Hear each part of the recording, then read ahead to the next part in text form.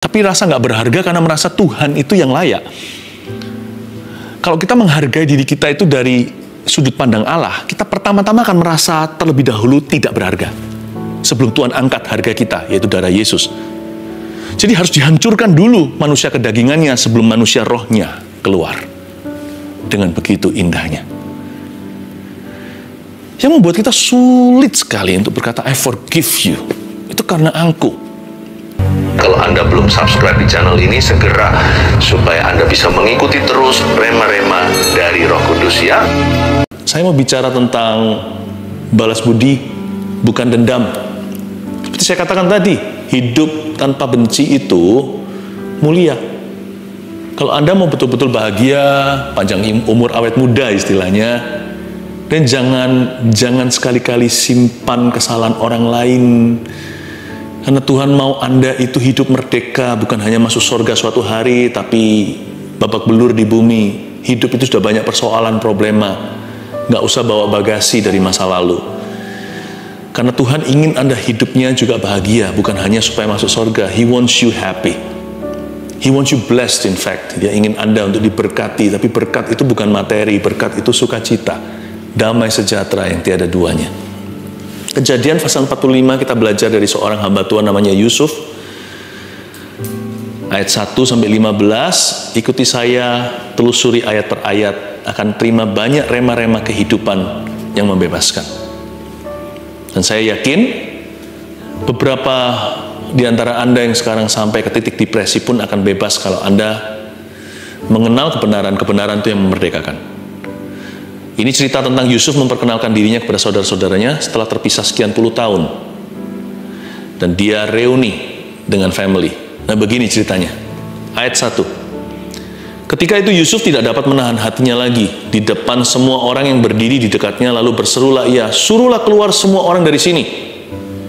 Maka tidak ada seorang pun yang tinggal di situ bersama-sama Yusuf ketika ia memperkenalkan dirinya kepada saudara-saudaranya. Ayat pertama mungkin ada bertanya, kok dia main perintah ya? Karena memang dia jadi pemerintah. Ini Yusuf sudah bukan lagi Yusuf yang sekya atau anak kecil yang dibuang di sumur lalu dijual ke saudagar. Ini Yusuf yang lebih pangkat dari Firaun. Hanya kalah kerajaan aja. Karena Firaun raja, dia perdana menteri. Yusuf ini sudah jadi the most powerful man in Egypt and even in the world maybe. Mungkin di seluruh dunia. Dan dia suruh semuanya keluar. Aku mau seorang diri. Dan saudara-saudaranya belum tahu kalau itu Yusuf karena udah pangling nih. Nah sekarang dia gagah. Nggak seperti model kurang gizi. Dan tentu dandanannya sudah seperti orang Mesir. Dan saudara-saudaranya belum mengenali ini siapa. Dan Yusuf tidak dapat menahan hatinya. Ayat pertama dikatakan begini. Ketika itu Yusuf nggak dapat menahan hatinya. Nggak bisa nahan karena apa? Nggak tahan karena dendam. Seperti orang nafsu gitu. Gua balas lu. Bukan. Dia nggak dapat menahan hatinya karena Tuhan. Saya bisa buktikan di ayat 1 saja bahwa Yusuf itu hatinya was filled with God. Berisi, berbobot, itu hati diisi dengan Tuhan sendiri. Sampai dia nggak tahan, bukan mau balas dendam, bukan mau membuktikan diri. Kalian tahu sekarang adikmu ini siapa? Dulu kalian bully, sekarang tahu rasa. Enggak. Dia nggak tahan hatinya, nggak tahan karena Tuhan. Saya harapkan bahwa yang Anda anut bukan agama dalam Kristus ini adalah kehidupan, supaya Kristus mengisi hatimu. Sehingga hati itu seperti mau meledak. Bukan karena amarah atau nggak terima, tapi karena perasaan syukur, terima kasih Yesusku. Kayak meluap-luap begitu. Saya berdoa supaya di waktu-waktu mendatang ini, Anda juga mengalami realitas sorga di dalam jiwa. Jangan hanya kita itu terbawa dengan realita bumi. Sekeliling kita ini lalu gonjang-ganjing iman kita. Saya berdoa supaya hadirat Allah ditemukan di dalam dirimu dulu. Ayat yang kedua. Setelah itu menangislah ia keras-keras. Sehingga kedengaran kepada orang Mesir dan kepada seisi istana Firaun. Dia nangisnya bukan kepahitan. Dia nangisnya terharu. Indah ya. Sama-sama meneteskan air mata dalam hadirat Allah. Reasonnya bisa berbeda-beda. Gak apa-apa sih kalau kita memang perlu menangis untuk melepaskan sakit hati. Tapi jangan seumur hidup nangisnya hanya melulu itu. Saya berdoa supaya dalam saat teduh ini bahkan Anda bisa menangis terharu karena bukan merasakan orang jahat terhadap Anda, tapi merasakan Tuhan baik padamu. Ayat 3. Dan Yusuf berkata kepada saudara-saudaranya, "Akulah Yusuf, masih hidupkah Bapak?" Tunggu sebentar ya. Ngeri ini buat saudara-saudaranya. Mati kami, mati aku. Tetapi saudara-saudaranya nggak dapat menjawabnya, sebab mereka takut dan gemetar menghadapi dia. Lah iya, karena mereka berbuat jahat. Coba bayangkan, kalau dulu Anda bully, sekarang orang itu jadi jenderal, jadi presiden, perdana menteri. Wah, apalagi dia berkuasa atasmu. Nyawamu ada di tangannya.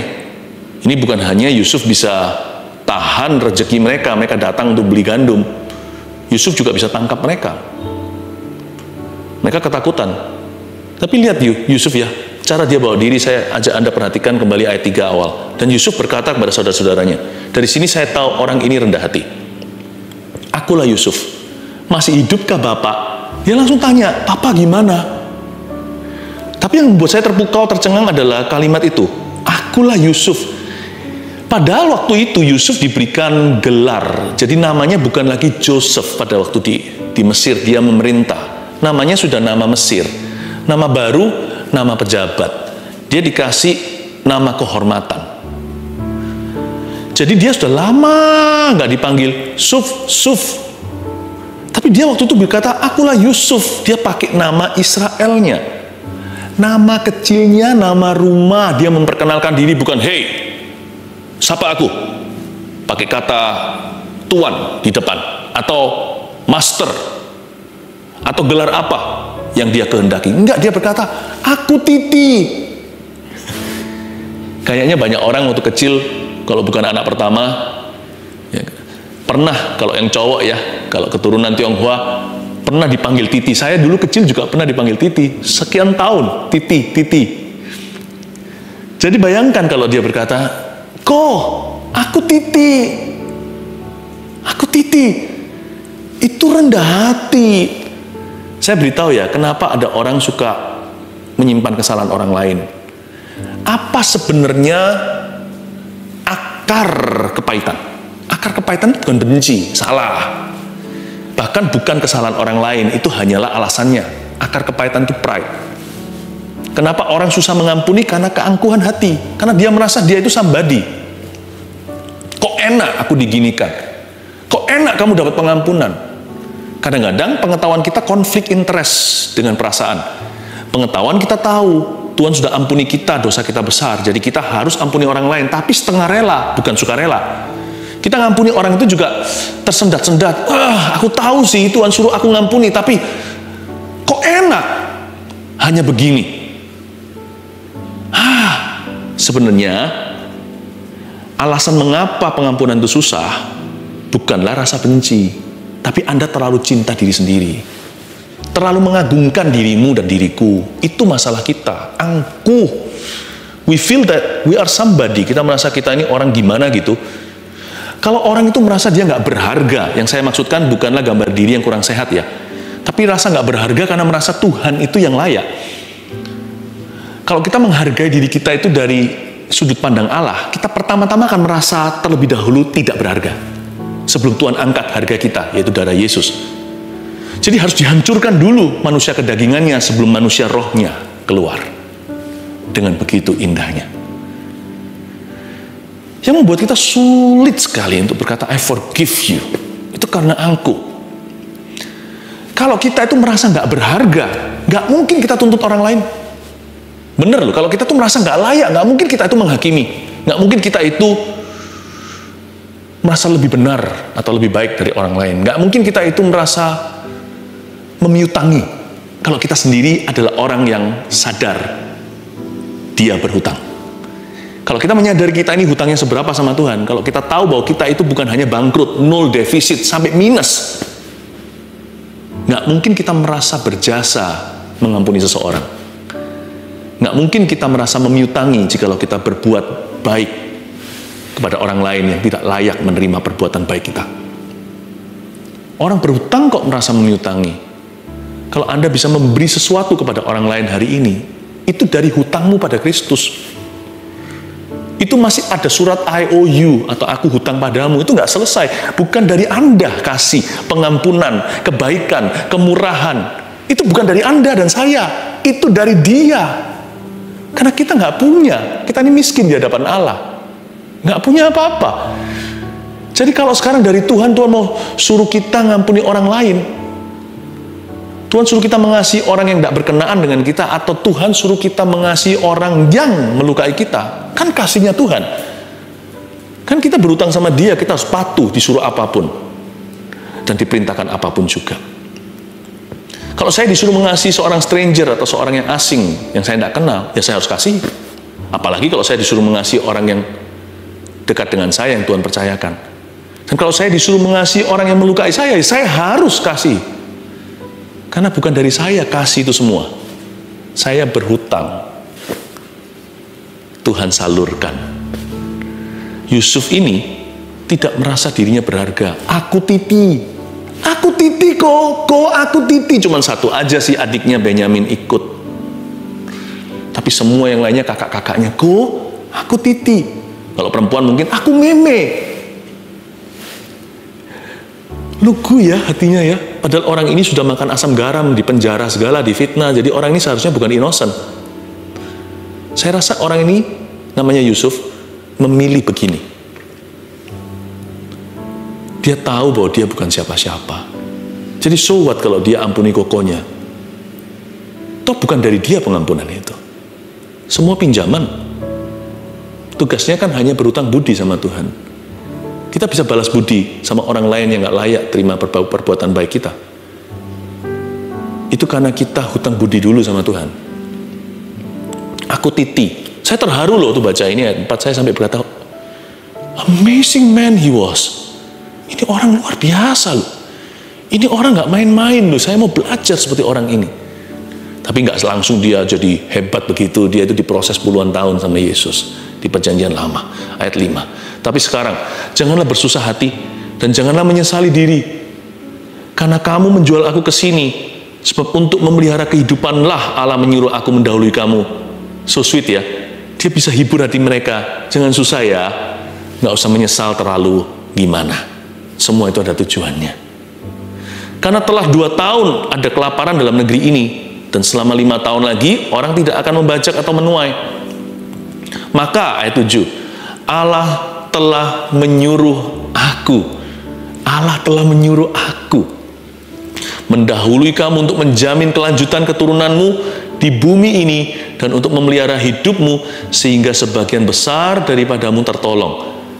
Ayat 7, mengapa dia dapat kekuatan untuk mengampuni? Mengapa dia mendapatkan power untuk melupakan? Mengapa dia mendapatkan the grace, kasih karunia untuk mengasihi orang-orang yang tidak layak menerima kasihnya? Karena Yusuf telah sampai pada tujuan jiwanya. Dia menemukan yang namanya purposefulness. Dia menemukan destiny hatinya. Dia tahu bahwa panggilannya itu bukan rendah atau dangkal, saudara. Dia menyadari bahwa dia punya potongan untuk perkara-perkara yang maha tinggi. Dia berkata, maka Allah telah menyuruh aku mendahului kamu. Itu sudah bukan di liga manusia. Dia sudah bermusyawarah dengan yang maha kuasa. Dia berkata sama saudara-saudaranya, aku tidak bergumul di level ini. Bukan berarti dia sombong sekali, karena dia barusan berkata, aku titi. Dia berkata, hidupku tidak berkecimpung, dan hidupku tidak berenang di kolam hati manusia. Hatiku milik Allah, dan aku tahu kenapa dia suruh aku ke sini. Hidupku tidak berada di taraf apa yang dipikirkan oleh dunia. Allah yang menyuruh aku. Dia berkata, that's my purpose. Saya kadang-kadang mikir ya, kenapa kita itu terkadang dikecewakan sama orang. Dibutuhkan sesekali pil yang sangat pahit untuk menghancurkan pride kita. Saya tidak berkata bahwa Tuhan utus orang-orang itu untuk melukai kita, ya enggak. Lalu Tuhan kirim orang lain untuk merugikan kita. Tuhan nggak pernah berbuat jahat. Tapi Tuhan bisa pakai apapun juga, baik yang baik maupun yang kelihatannya buruk, untuk mendatangkan kebaikan. Hal-hal tertentu kalau Tuhan izinkan, jikalau itu hasil akhirnya adalah untuk menghancurkan pride-mu dan pride-ku, maka seringkali ujiannya adalah mengampuni. Kalau kita lulus, pride-nya jatuh. Kalau kita gagal, kalau kita mau balas dendam, pride-nya berhasil. Maka kesombongan itu menang atas hidupmu. Sometimes kadang-kadang saya pikir, ada jalan rute yang agak sedikit tidak langsung tapi lewat transit. Kenapa Tuhan izinkan ini dan itu yang begitu sakit? Ternyata saya ngerti. It takes a lot to kill Philip Mantova's pride. It takes a lot to kill your pride. Dibutuhkan banyak hal, beberapa hal, beraneka ragam hal untuk membunuh rasa angkuhku, rasa angkuhmu. Sebut sendiri nama sendiri di sini. Dibutuhkan apa? Anda yang tahu kan apa yang Anda gumulkan untuk menghancurkan keangkuhan. Siapa nama Anda? Jeffrey. Untuk menghancurkan keangkuhan Yuvita. Jadi jangan pernah kita itu berkata, Tuhan kenapa kau izinkan ini terjadi? Why? Ternyata ya, ada pepatah berkata begini dan kita sering nggak setuju. Akhir sesuatu tidak bisa menghalalkan segala cara. The ends cannot justify all means. Tapi ternyata kalau saya lihat sebaliknya, kalau tujuan akhirnya itu menghancurkan dan membunuh pride-mu dan pride-ku, kadang-kadang Tuhan akan halalkan beberapa cara. Izinkan beberapa hal yang menyakitkan dalam kehidupan kita, because that's the only language our pride understands. Itu satu-satunya mungkin bahasa yang kesombongan kita mengerti dan pahami. Hanya demikianlah kesombongan itu mempan. Hanya obat tertentu yang kita minum, pil pahit, yang akan bisa menyembuhkan. Yang lainnya nggak mempan tuh, kasih berkat juga begitu. Tapi kalau yang ini satu ini, aku nggak bisa ampuni orang itu. Itu tetanggaku atau eksku atau pasanganku, suamiku, istriku. Bukan berarti Tuhan yang suruh dia selingkuh, enggak. Tapi kalau Anda masih rasakan susah mengampuni, berarti masih ada pride di dalam hati. Kalau Anda susah untuk memaafkan, berarti masih ada kesombongan. Itu sajalah termometer, itu saja ininya, apa namanya, takaran atau ukuran barometernya. Sometimes I understand Tuhan menghalalkan hal-hal tertentu yang kita nggak bisa terima dalam hidup ini demi supaya tujuan yang lebih mulia. Ayat yang ke-8. Jadi bukanlah kamu yang menyuruh aku ke sini, tetapi Allah. Dialah yang telah menempatkan aku sebagai bapak bagi Firaun. Lihat pangkatnya. Dan tuan atas seluruh istananya dan sebagai kuasa atas seluruh tanah Mesir. Ayat 8 awal garis bawahi kalimat, jadi bukanlah kamu yang menyuruh aku ke sini, tetapi Allah. Jadi sekarang saya kasih lagi satu kata-kata hikmat. Jadi bukanlah kamu yang menyuruh aku, koko-kokonya ini. Bukan kamu yang menyuruh aku ke sini. Kamu hanya berbuat sesuatu yang menyakitkan aku, tapi akhirnya aku berada di sana, atau aku berada di sini hari ini. Allah yang menyuruh aku datang. Caranya aja dihalalkan, tapi itu sih dosamu, tapi aku sudah ampuni. Tapi apapun juga, Tuhan akhirnya mengizinkan saya berakhir di sini untuk kebaikanmu. Allah yang menyuruh aku. Lawan katanya dendam itu apa? Kenapa Yusuf ini berbesar hati? Why he was the greater man, the bigger person? Kenapa dia itu orang yang lebih besar di dalamnya? Kok bisa ya dia kalahkan dendam? Karena dia tahu antibiotiknya untuk mengalahkan dendam itu sendiri adalah kasih. Lawan kata dendam itu bukan sekedar kasih. Saya tambahkan sesuatu ya. Lawan kata dendam itu justru adalah visi. Kalau kasih sih setiap orang struggle ya. Kita merasa kita ini takarannya nggak cukup. Saya nggak punya kasih seperti itu. Kadang-kadang kita sudah saking nggak tahannya kita berkata, aku bukan Tuhan. Udah, jangan suruh aku mengampuni kali ini. Aku bukan Tuhan yang maha kasih. Oke. Tapi kenapa Yusuf berhasil mengalahkan dendamnya? Karena dia mengerti bahwa lawan kata dendam itu sendiri adalah visi. Dia berkata, jadi bukan kamu yang menyuruh aku ke sini. Allah yang bawa aku kemari. Hidupnya punya visi lebih tinggi. Menurut saya itulah vaksinasinya terhadap perasaan benci. Saya jadi ingat waktu dalam hidup saya sendiri ya. Sekarang kalau saya kembali refleksi. Waktu saya bertumbuh menjadi orang dewasa dari kanak-kanak, saya berkali-kali dan keluarga saya juga dikecewakan oleh hamba-hamba Tuhan, alias pendeta-pendeta. Karena saya mikir ya, kenapa ya? Tentunya Tuhan tidak suruh mereka lah. Mana mungkin Tuhan itu utus hamba Tuhan gadungan? Enggak. Tapi saya ngerti sekarang, itulah vaksinasi saya. Gara-gara kejadian-kejadian itu, saya divaksin. Kadang-kadang alat penangkal bisa ular itu sendiri. Kadang-kadang dimasukkan cairan yang merupakan racun itu, tetapi sudah dikelola oleh laboratorium sehingga menjadi kekebalan di tubuh kita. Makanya kalau kita divaksinasi kadang-kadang ada beberapa anak kecil yang sakit panas. Karena dia terima dulu kumannya untuk melawan kuman kemudian. Saya kadang-kadang mikir ya, Tuhan itu mau kasih visi apa di hidup saya? Kenapa Tuhan izinkan ini itu dalam biografi atau dalam sejarah hidupku?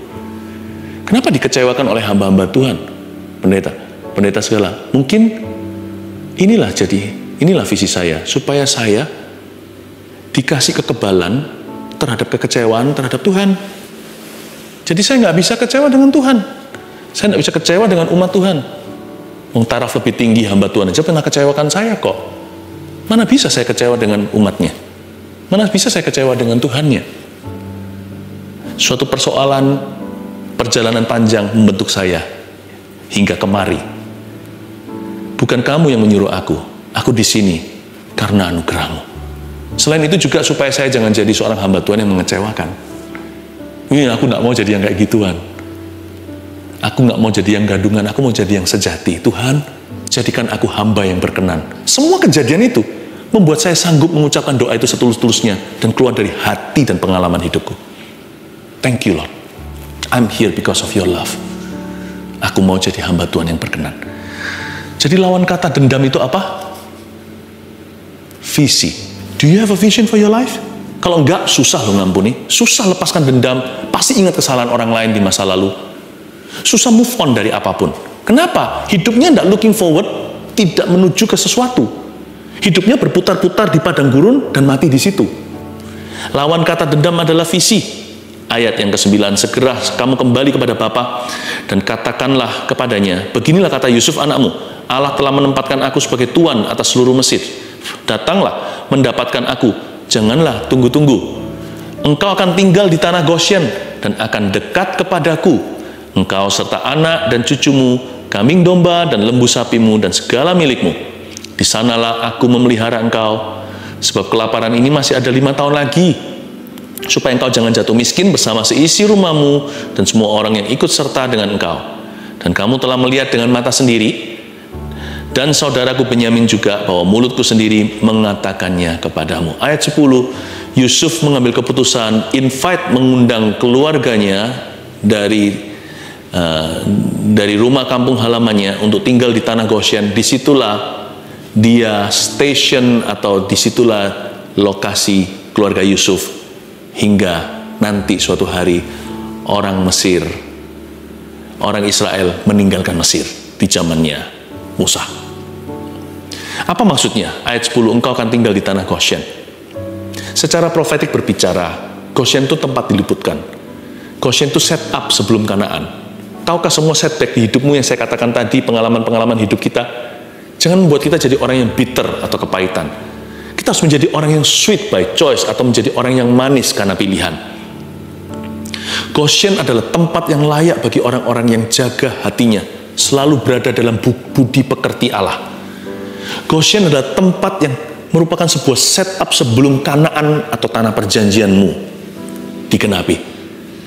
Goshen adalah tempat di mana nantinya pada zaman Musa juga semua kena tulah di daerah situ diluputkan. Lalat pikat tidak ada, batu dan storm atau badai dengan batu besar-besar yang membunuh bahkan ternak-ternak besar Mesir. Orang Israel nggak ada satupun kambing dombanya mati. Goshen adalah tempat peluputan. dekat tanah perjanjian. Dari situ nggak lama setelah itu keluar, cepat sekali Laut Merah dan sebagainya, lalu masuk ke tanah Kanaan. Do you know that orang yang balas budi bukan dendam, lokasinya strategis untuk diluncurkan ke dalam janji. It is the most strategic location. Itu kalau hari ini di New York mungkin Manhattan. Ini kalau di kota-kota besar mungkin di daerah-daerah utama, per meternya berapa, itu daerah-daerah yang paling mahal, lokasi paling strategis, bisnis paling ramai di sana. Disitulah paling ramai berlalu lalang janji-janji Tuhan yang akan seperti anak panah ditabung dan di tangan pahlawan. Pastikan hati Anda di posisi itu. Balas budi bukan dendam. Don't live in hatred, jangan tinggal dalam benci. Yesus berkata, kau harus tinggal dalam kasihku, kasihku tinggal di dalammu. Ayat yang ke-13, sebab itu ceritakanlah kepada Bapa segala kemuliaanku di negeri Mesir ini, dan segala yang telah kamu lihat, kemudian segeralah bawa Bapa kemari. Apakah di ayat 13 Yusuf menyombongkan hati? Enggak.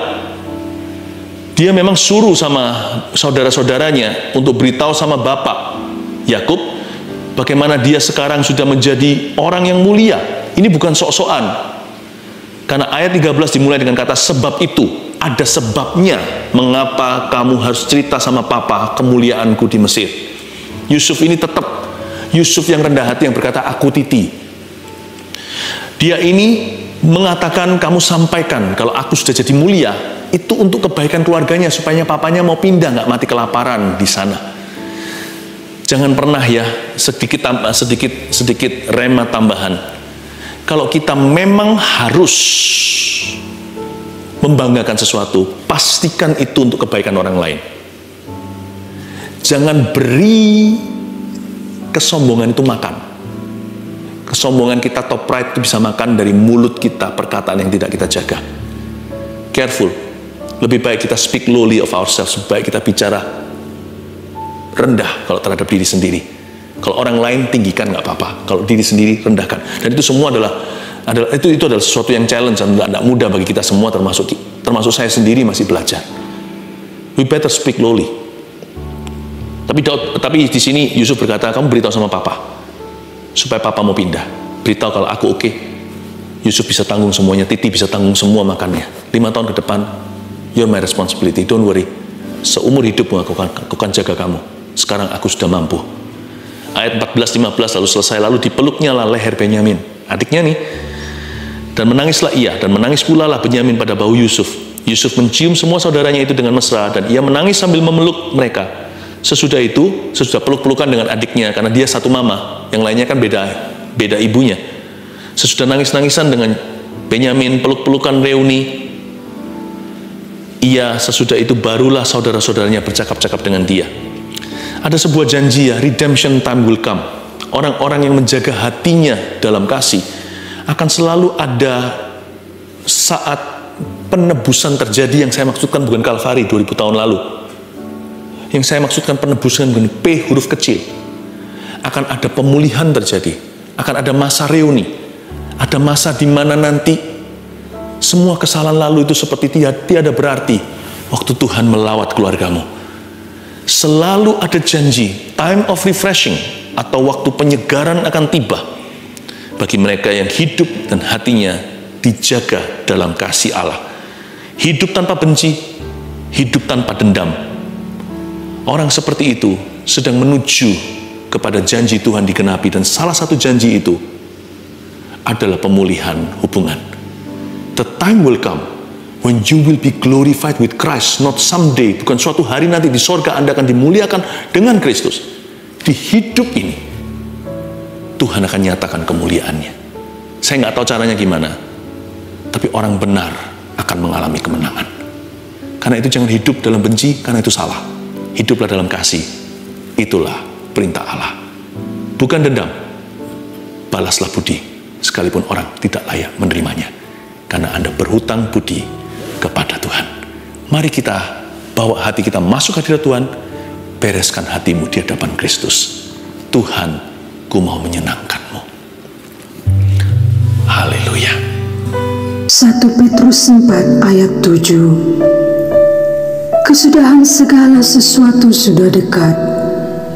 Karena itu, kuasailah dirimu dan jadilah tenang, supaya kamu dapat berdoa. Saudara yang terkasih, terima kasih telah mendengarkan firman Tuhan hari ini. Jangan lupa untuk dukung terus channel ini dengan cara subscribe, like, share, dan juga komen, agar saudara kita yang lain juga boleh terberkati. Tuhan Yesus memberkati kita.